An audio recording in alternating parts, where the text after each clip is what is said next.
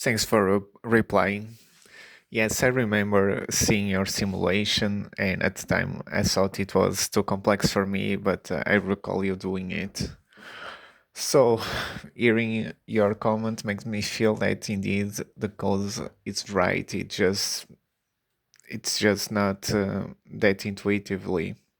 But the funny thing is, when you move to five repeated measures or so, the power starts to increase with a substantial amount.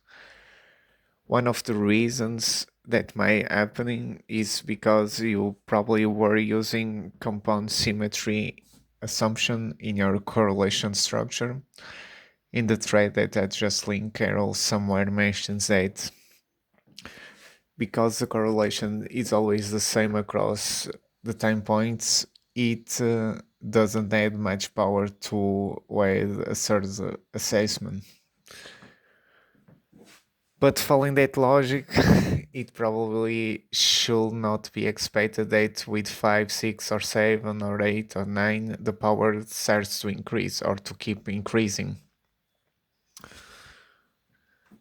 And for your curiosity, when I was doing the RCT of my thesis, I asked a friend to simulate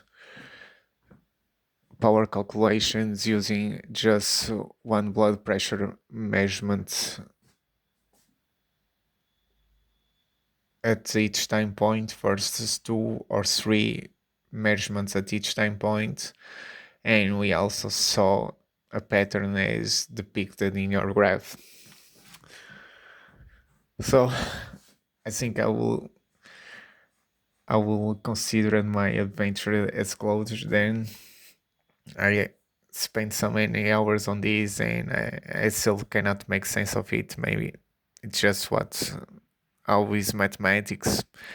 And probably I think there is some how to say some caveat in which maybe if you move to AR1 autoregressive one or unstructured and we build some other conditions in the data generation process, I believe maybe then power will increase, but to be seen.